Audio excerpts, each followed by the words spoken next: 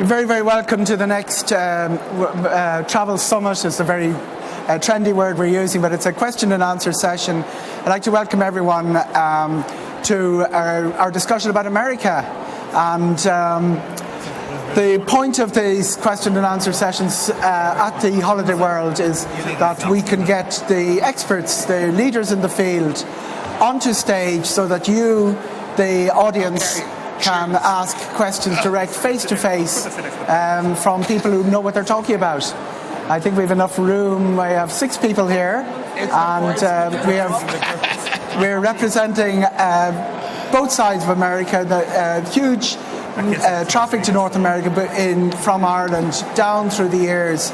Believe it or not, it is probably our 4th biggest outbound destination, which you consider the distance is an enormous achievement. Ireland will do more inbound tourism or tourism into North America or into the United States than countries with multiples of our population. We're up there with the likes of Spain.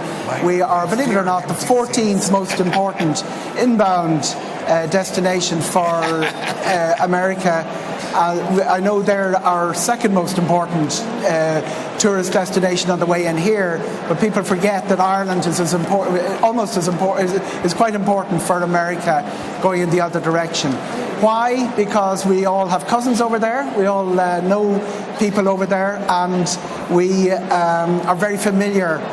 It's a very mature market. Irish people tend to go to Boston, Chicago, New York on a first trip, and then they start spreading and going out to the most obscure and the states that don't get big international traffic. You'll always find Irish people there. We've had a big growth in the number of destinations, direct flights that we have out of Ireland to North America and to the United States in particular over the last few years. We're going to be doing something like 25 flights a day during this course of the summer. When you add up all the destinations, we've obviously got a new competitor, two flights daily going into Los Angeles, or two flights going into Los Angeles. Two carriers going into Los Angeles 3 weekly each during the course of the summer. We have service to San Francisco. We've got a service to Vancouver in Canada from Air Canada Rouge. We've got direct service to Atlanta from Delta, direct service to Orlando from Aer Lingus, direct services to Philadelphia and to Charlotte in North Carolina from American, and we have a clatter of servers into Chicago. We have United and Aer Lingus, and we have American flying Delta, Aer Lingus and United going into New York, 2 airports in New York, Newark and JFK. Aer Lingus will have a service to Newark starting in the autumn into Newark, taking on United. Two carriers on that particular channel, and a new flight to Hartford in Connecticut, as well as a whole load of Canadian routes. So it's a colossal number of options for Irish holidaymakers. And one of the airlines that is expanding into North America is with us here today. I'll introduce everybody going from left to right. We have Trevania, who represents Las Vegas and New York. We have Kristen from American Holidays, and we've Dee from the Visit USA Committee. We have Rachel from New York, and Tom, who is my favourite hotelier from New York City, and we've Ivan from Aer Lingus. Ivan, 3 new routes coming, but the bulk of your traffic is still going to be into JFK. New York is almost half of everyone flying from Ireland into the United States, but you have 3 new routes coming in as well, which are also exciting in their own right. Yeah, 3 new routes starting this year. Los Angeles is the first new route to start on the 4th of May, and Newark, New Jersey and Hartford, Connecticut will be commencing in September. But you're right about New York being our busiest route. We have 3 flights daily in the summer from Dublin to New York, and we also have 1 daily flight from Shannon to New York. So 4 flights a day brings almost 1,000 passengers on Aer Lingus per day into New York, which helps Tom and Reginald quite well. There's other carriers obviously going into New York and Newark, which tops up the amount of travellers going into New York on a daily basis. So it is a big market, but we also have 3 flights a day to Boston during the summer. We have double daily flights to Chicago, which are the key markets our traditional key markets for Irish consumers. And then we've got additional frequencies, as you mentioned earlier, to Orlando, Washington, Los Angeles and San Francisco, which is a relatively new route for us, and it just come on in the last 2 years. But also through connecting partners, New York is a great hub for us that we use with our connecting partner JetBlue, so you can connect to 50 to 60 other destinations throughout the US. So just going to New York might not be the final destination, but it can also be used as a hub. And you've tied in with, who have you tied in? JetBlue, obviously. JetBlue is our partner out of New York and Boston. We connect currently with United through Chicago and Washington. And Washington DC. Yeah. And San Francisco, presumably. And San Francisco with United also. I'm not sure, LA, I'm not sure exactly, but it's either United or American. What's that doing for fares? Because you've got a fare sale, is it on at the moment, or is it just finished? There's a sale fare on. We had our January sale that started just after Christmas, that ended on Monday, but then it got extended for another 3 or 4 weeks. So there are fares available for €225 each way. And when is that? When is the cheapest fare? When is the cheapest fares travelling are between now and March, was the lead-in price, but also in October as well. Right. Tom, Manhattan, you are in the heart of the action. It's where everybody wants to be, everyone wants to go. You are Midtown Manhattan. It's a great place to base yourself because you get access to the playground at a probably a cheaper rate, or probably a better rate. Well, we're not really Midtown. We're Upper West Side, where New Yorkers live. So everything is geared to New Yorkers instead of tourists, so they're less expensive. But we are only 2 blocks away from the subway, 1 stop to Times Square in less than 5 minutes. The restaurants are less expensive. You don't have 10 million people like you do in Times Square. So you can actually walk to the corner and cross the street and not have to wait 20 minutes. It's a great area. Anywhere you stay in Manhattan, to me, contrary to some borough sales here, you're going to have to travel. So no matter where you stay in New York, you will have to travel, either public transportation, taxi, or walking. Although I have to say, I think the best way to see Manhattan is by walking. I mean, it's just like watching living theater for free. Right. Now, New York has a reputation for being expensive for hotels. So how do you get around? What are your tips for getting around that? Well, you know, New York works on seasons. So January and February, when sales are down with Aer Lingus, our rates are the lowest. The problem is when they have a sale on in October, the rates are the highest. So the fourth quarter is really the most expensive time. But July and August, you can also get really good deals. And everybody thinks New York is so hot and humid in July and August. For the past 4 years, we have not really had a heat wave. So you can get some good deals. Also, there are mid-ranges between like Thanksgiving and the first week of Christmas, and sometimes the week before Christmas, rates drop and you can get significant deals. A lot of action, a lot of things happening. Places that weren't safe to walk in the 1980s are now tourist meccas in New York. A lot of everything is changing, and changing very fast. Yes, it's changing very, very quickly. New York City is constantly moving, constantly bustling. There's a lot of activity. As Tom said, and Tom's Hotel is located in Manhattan, but of course New York City has 5 boroughs, not just the one. So when we say New York City, we always refer to the 5 boroughs. And when you get a bit more specific about the boroughs, you have to ask, which neighborhood do you live in? So many people will say, as a local, will say, oh, I live on the Upper East Side, or I live in Cobble Hill, which is in Brooklyn. So we have over 250 neighborhoods in New York City. So when you go through that process, there's a lot of things to see and do in the different neighborhoods. So New York is very focused on being about the neighborhoods, about being a local area, local community. And as Tom had just said, his neighborhood is in the Upper West Side, which is one of the neighborhoods in New York City, which is located in Manhattan. So it's giving you the opportunity to feel like a local, and give you the chance to stay at a wonderful property as well. So you'd be telling people, don't just stick in Manhattan, get out to Staten Island and get that lovely ferry ride across and go to other places. It's expanding, and I know that the Irish are very intrepid, so they're very curious. So we tell them, yes, if you're going to New York for the first time, absolutely a must to go to Midtown, Times Square to see what you've seen on TV, what you've heard about, what you've read about. If you're going for the second, third, or 10th time, do a little bit of exploration. Go down to Lower Manhattan, go across the river to Brooklyn, take the ferry, as Eoghan just said, the free ferry to Staten Island for 20 minutes, and you're in Staten Island. Or go over to Queens, or head up to the Bronx to go and visit either Yankee Stadium or the Botanical Garden, or one of the many parks that are there as well. Yeah, the linear park, the High Line, has been sort of a showcase project for New York. It's really worth doing, isn't it? And the other big opening is the new World Trade Center. You've got the viewing gallery at that open again. Correct. The One World Observatory opened up last year, and it's absolutely fantastic. It's located in Lower Manhattan, right next to the 9/11 Memorial Museum. It is 1,776 feet in height. And they have a fantastic elevator that takes you up from the ground floor to the 100th floor in 90 seconds. Yes, 100th floor. Don't be scared.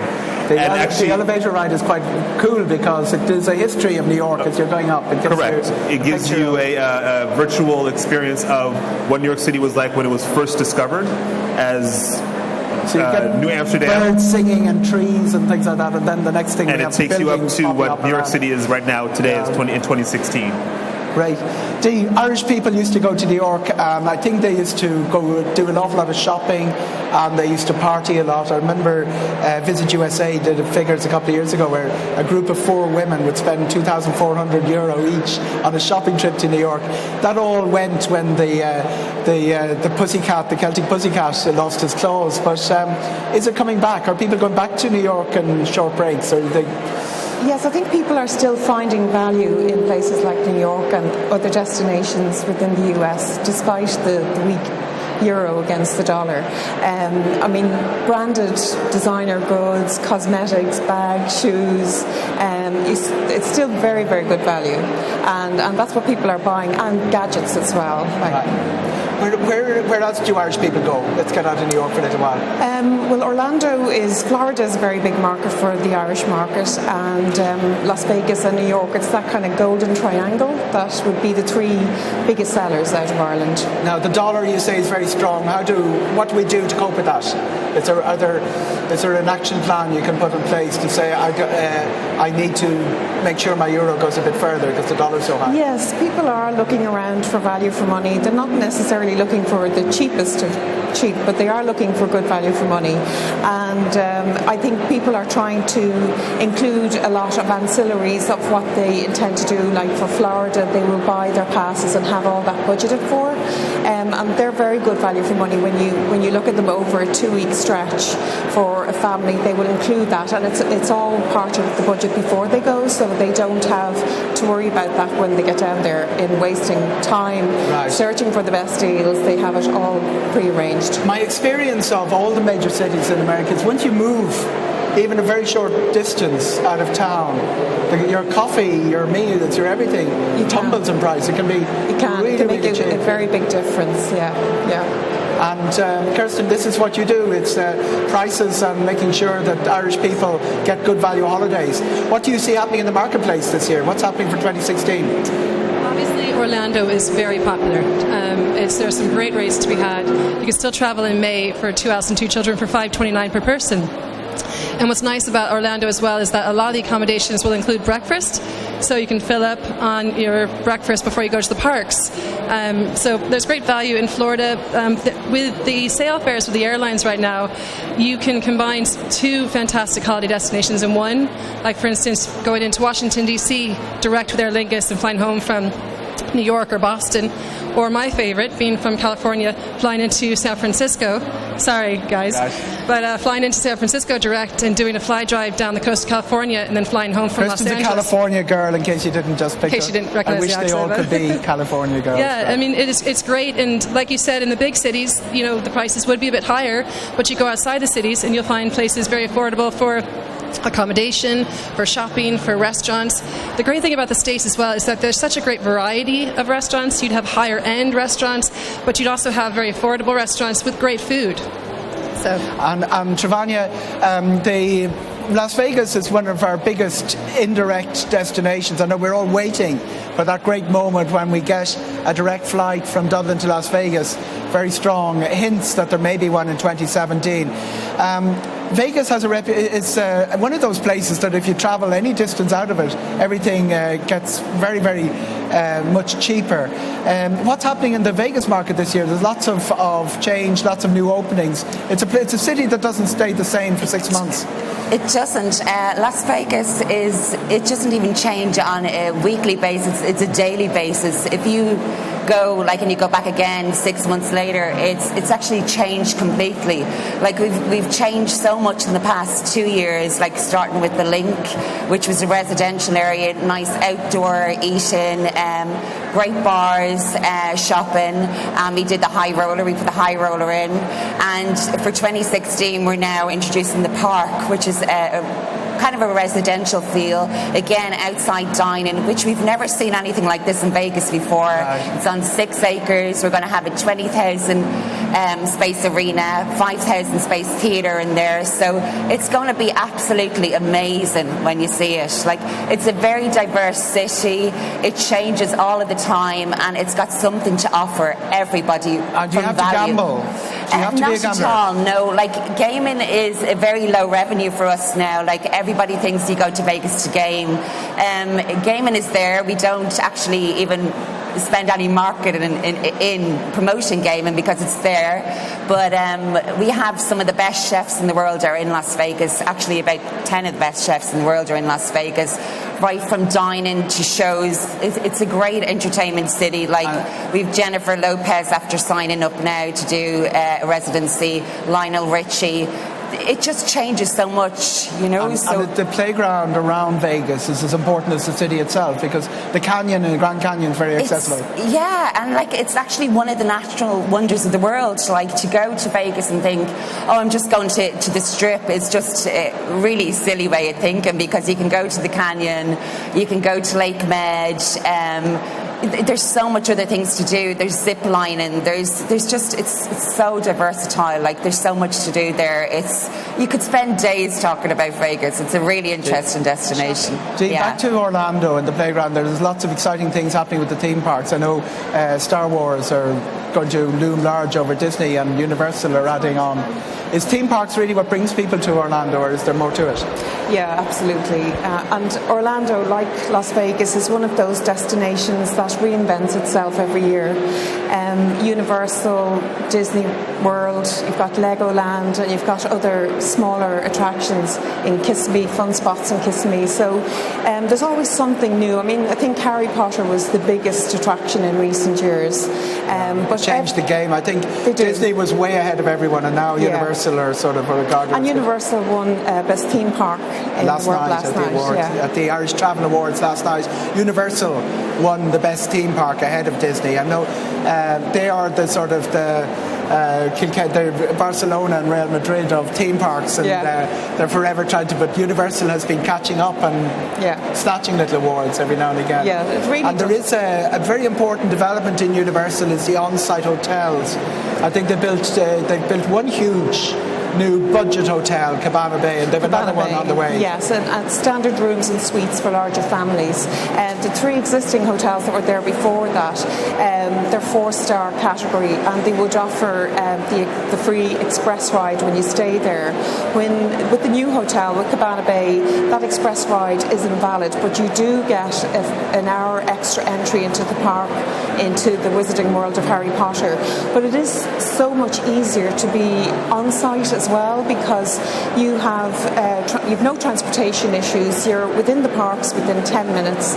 Most of them have water taxis to and from, so if you even wanted to go back to your hotel for a nap in the afternoon and go back into the park that evening, it's very doable. It's a smaller area than Disney World. I mean, it's and much Kristen, bigger. apart from the headlines, where do Irish people go? Do they end up in the most extraordinary places? They end up in Georgia and Oklahoma and places like that. Do you notice Irish people spreading out into the rest of the continent? Actually, really, this year has been really exciting with some of the phone calls and itineraries that I've had received. I had a family that actually called that wanted to do Washington, Williamsburg, Virginia Beach, Myrtle Beach, Nashville, Memphis, and New Orleans, all in one holiday. And you know what? When we put it together, surprisingly for 2 adults and 2 teenagers, it was really reasonable, and it was a fantastic family holiday, and really something. That's what's great about the United States, is that there's so much to see and so many different variations of holidays that you can do, and you'll never get bored. And it really is a family experience. And the other thing people forget about America, it's so easy to drive. Because you really don't have to cope with the driving on the wrong side of the road, because the road system is so it's so self-explanatory. You end up spending most of your time on well-marked, well-run freeways, and the car hire is really, really simple. The one thing I would say is beware of the car hire personnel, because these guys get paid commission on the amount of add-ons that they can sell. So you can go into having paid for your car hire, arrive at the desk and be told that you have to pay $100 more on all these extra add-ons and insurances and you things won't like need that. to. Like, there's certain insurances that will cover everything for you, and especially when we give quotes for our clients, we tend to give the top of the range, like cold insurance, so that you're covered for absolutely everything. When you go there, when they start to say, well, would you like to include this? You won't need anything. Just on speaking about fly drives as well, is when you're taking a car around the United States, it is very easy to drive, but some of those most extraordinary experiences are those in between the destinations, those diners on the way and stuff, and the people that you meet in between can provide some of the best memories en route. Ivan, when you're going to America, when are you going to get the best rates? There are times, obviously, when everybody wants to travel, prices go up. So what would you say to someone who's got all the time in the world, they've got 12 clean months, they want to go to the United States, how are they going to get best value for their euro in the airfare, out of the airfare, and where should they be flying?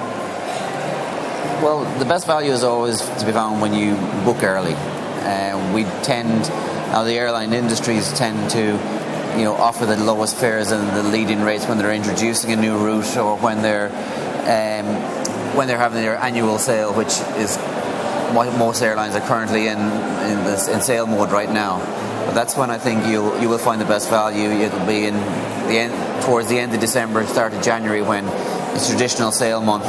There are other times throughout the year, more so over the recent past, when a particular month of the year might not be selling well, depending on when Easter falls. If Easter and the school holidays, like this year, is falling and giving kids 3 weeks off, that's a big time chunk that's taken out of the month of March, April. So as a consequence, the lead into summer is that bit longer, and it means that there's less pressure on seats, because people are packing. So less pressure on seats means April and May is going to be good. I reckon that, April, May is going to be also a very attractive month to travel. Yeah. And tell me about Hartford. It's a sort of a truism or an aphorism that a new route always takes a little bit of time to get up and running.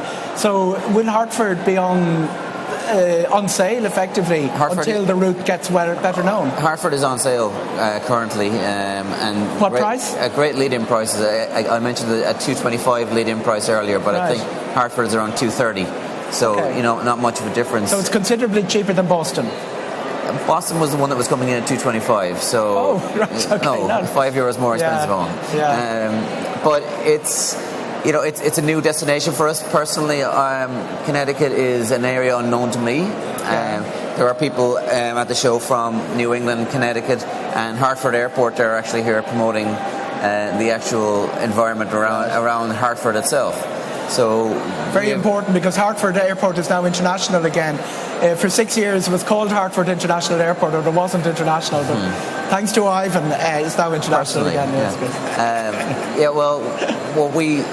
We're finding that a lot of people in the Hartford area, in the catchment area, wanted to come to Europe and had no access. So what we do is provide access via Dublin to Europe, but also obviously to Dublin and Ireland, but also to connect through Dublin onto Europe. That's important as well, because I've been on flights where less than half of the passengers flying have originated in Dublin. It's been the Aer Lingus story is a bigger story than just Ireland now, isn't it, Giles? Yeah, somewhat. But I think that it's important to point out that a lot of those customers coming from Europe and the UK to travel to the US are taking advantage of Ireland's unique facility of the Customs and Border Protection.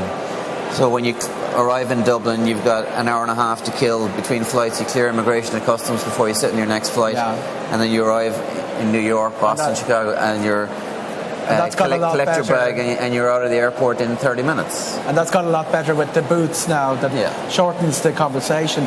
Tom, you know everything about hotels. You know how hoteliers work. You know how they think. You know what they get up in the morning. When you go out of New York and you look for a good value holiday within America, what's your tips? What do you tell our people to do when they're going on holiday, on vacation in America to get the best value for their buck? Well, Ivan's not going to want to hear this, but I'll do anything so I don't have to get on an airplane because I travel too much. Right. So, one of the unique things about New York City is we're so close to a tri-state area. So you just don't even pay attention. So in New York, you can rent a car anywhere. We have a Hertz and Avis right near us. And in an hour and a half on Long Island, you have 26 miles of free beach. And a lot of people don't take advantage of that. You can also hop on a train on the Long Island Railroad and go to Jones Beach. I don't know if any of you have heard of Spring Lake, but it has a big Irish connection for the ones with money. You can go to Penn Station and hop on New Jersey Transit and go to the Jersey Shore. It only takes 2 hours. You can make it a day trip, but it's great that you can experience a whole different part of America and still stay in the city. Right. Of course, it's easier to get to anywhere in the world from Manhattan, but that's just my personal prejudice. Right. But when you're traveling within America, is it best to book through one of the big booking.com, or is it best to go on the hotel's own website?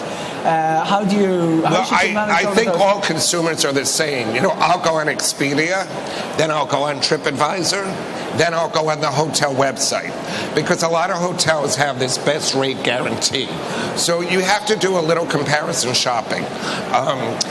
Obviously, in the hotel industry, a lot of us are connected, so you call somebody, do you know anybody who works, somewhere to see if you can get a rate. But I think we all use the OTAs and TripAdvisor to kind of gauge where the best rate is. And Kristen, before you get very angry over there, is it, from booking with American Holidays, you obviously can go to the airlines and hotels and get bulk rates, get rates that really wouldn't be available on the internet if people went searching by themselves. Yeah, it is a kind of a competition between online search engines and stuff. But the thing about American Holidays is that when you come and speak to us, you're talking to people who've been to those destinations, and we want to put you in the right place and give you the right time frame of when to be there. What's also nice as well, especially January does have the airline sales, which are great, but we also have contracted fares as well, which means that if you're not traveling till next October or November, you could put down a low deposit and make payments each month. So that's something we have. Contracted fares with the airlines, but also with the hoteliers as well. They give us some fantastic rates for doing business with them throughout the year, as opposed to just being seasonal. So it is we do have competitive rates for rooms and airlines, but the biggest thing is that the fact that when you're talking to us, we can help coordinate, look for the best days. Give me an example of your lead-in holiday that's offered at the best price. I'm actually still amazed that you can actually get to Orlando for $529 per person for 2 adults and 2 children. Sorry, what does that include? $529? That's your flights and taxes and 7 nights accommodation. So you get your flights, your 7 nights accommodation, and your flights and taxes and 7 nights accommodation for $529. That's traveling for in May. $529 return. I just think do you have to stay over there? That's return. When you go back? Yeah, we'll get you back. I promise. It's cheaper than staying at home. That's great. Tell me about price saving that you can make in New York. Obviously, is it best if you book attractions and there's some terrific attraction. My favourite, by the way, viewing attraction is not either Empire State Building or the World Trade Center. I like the Top of the Rock, where you can actually look at all including the two showcase tall buildings. You actually get a really great view of the pair of them. But when you're doing attractions in New York, what are your options? Is it best to go online and book them in advance, or to get a city pass, or should you do your shopping before you leave? Well, I think it's very important to book everything in advance. Obviously, you want to do it through American Holidays, and book your Broadway tickets, book your attractions, just to make sure that it's not too full or too crowded, or the show that you want to see on Broadway is not sold out. Many people think that they can go up to TKTS and get a cheap ticket and assume that I'm going to see the most popular show on Broadway, which is now Hamilton. You won't. So you'll spend 4 hours in line, waiting in line, in the hopes that you see that one show that you want to see. In actuality, you won't see it. So therefore, you wasted 4 hours of your day sitting in a long queue, waiting for this ticket, and it's not available. Had you contacted American Holidays or somebody or another travel entity, people to book that for you, you would have been guaranteed the seat, the date, and you would have been able to go on with your day. And also the same thing applies with attractions as well, because sometimes attractions, various attractions could be overcrowded, or the ferry could be, or the boat could be kind of crowded, or the museum could be a little bit crowded. And through the help of your travel professional, they can guide you and tell you should be going at this time to avoid the crowds. So it's always best to book anything that you go to for New York City in advance. Questions from the floor. This is your show. I've hogged all your time, but is there anybody with a question for all our North Americans on anything to do with your travel to the United States? But we have some spotters and microphones, and if anyone wants to put a question in. While we're waiting, I'm going to ask Dee about shopping. And where's the best place to go on a pure shopping trip? No distractions, just all you want to do is shop. Where I like to go and where I've gone most often is in Orlando, to the premium outlets. Yeah. And there are two big outlet malls, aren't there? There are a number of outlet malls, yes.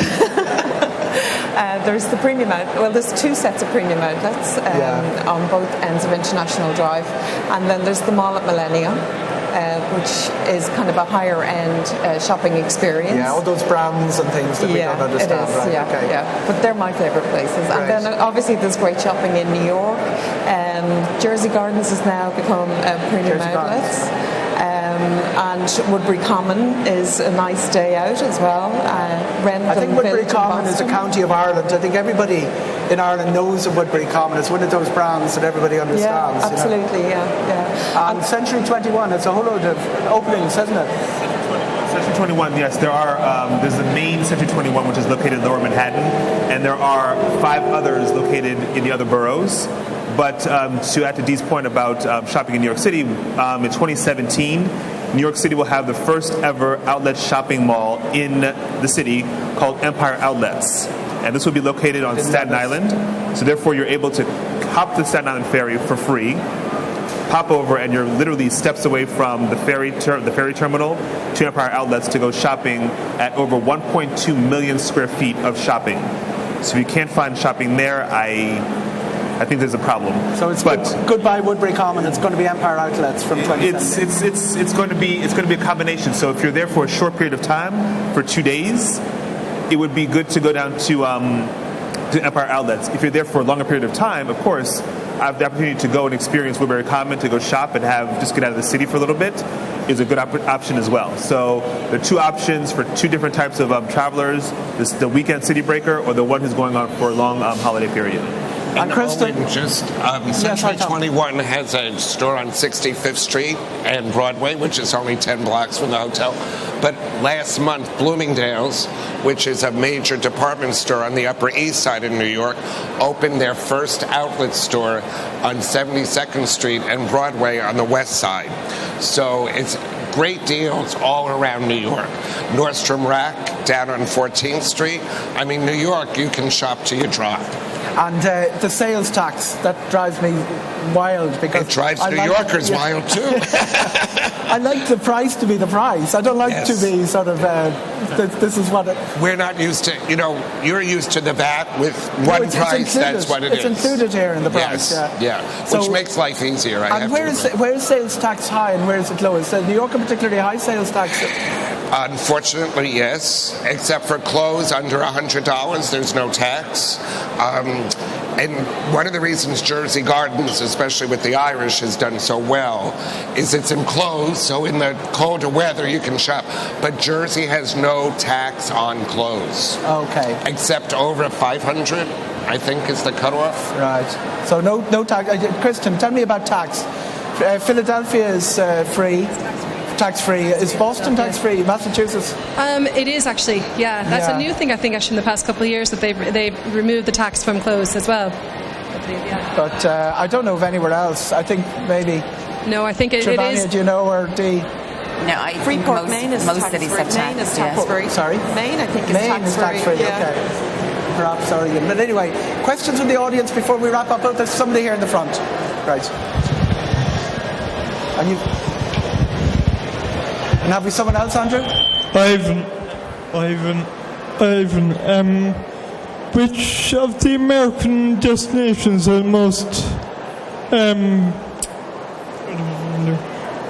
most people go on?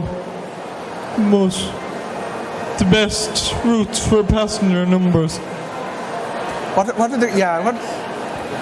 the biggest? What are the biggest in terms of passenger numbers? Where do most passengers go? Is that what your question is? Yes. Ivan, you're the man here. You say New York is a big hub, but it's probably the biggest for passenger numbers in itself. New York for Aer Lingus is the biggest passenger numbers also. As I said earlier, we have 4 flights a day during the summer and almost 1,000 passengers per day. Four flights a day? Yeah, 3 from Dublin and 1 from Shannon per day during the summer season. So that's 1,000 passengers a day. If we did that every day of the year, that'd be 365,000. But it's you have this amazing day trip to New York. Yeah, you can actually do a day trip to New York if you're crazy like Eoghan Corry here. Have people done it, Ivan? People have done it. People have done it. We have a flight that leaves at 7:45 in the morning, and then our last flight out you arrive in New York at 10:20 in the morning, and our last flight out of New York is at 9 p.m. at night. So you could spend 11 hours in New York, have brunch, do a bit of shopping, have a few beers, and get back. Fabulous. But is that going when you start the Newark service? Is that early morning flight lost then in September? The early morning flight, we brought it in last summer, and it was a summer-only operation based on the number of aircraft we have available. So we launched it last summer from the 8th of June to the end of August, and we're doing the same again this year. So it was traditionally going to end anyway by the end of August anyway. The fact that Newark is starting a couple of days into September it's a new departure for us because we have another 2 aircraft coming to Aer Lingus this summer. Okay. What's the story? You're reducing Orlando to... Orlando is going to be 3 days per week this coming summer. It had been 4 last summer because of the book numbers at this time last year, and we had an aircraft spare on a Wednesday. This year we're adding on extra routes like the new Los Angeles service, so we don't have that spare capacity, and other routes were more demanding of the capacity, such as Chicago, which is getting additional services this year, going from 11 per week last year to 13 per week this year. So 11 up to 13 to Chicago. Double daily every day bar 1 per week. And is Los Angeles going to be 3 or 4? Because Los Angeles is starting at 4 per week, but just interesting to note, when we started San Francisco a couple of years ago, it started out with 5 days per week, and from April last year went to a daily service. The intention for an airline is always going to be you make more profit if you have a daily service because your customers can travel any day they want. Or if the customers demand it, or if the customer numbers work out, that's when we start going on a daily rotation. And is Washington going to be year round, or is it still sort of Washington is almost year round. It steps down for January, 10 February, weeks. March, yeah. January and February. It's back on the 10th of March this year, in time for St. Patrick's Day travel, which is a peak travel period. And politicians will be pleased. Yeah. Yeah, and with Easter being that bit longer this year, there is extra requirement for seats. Right.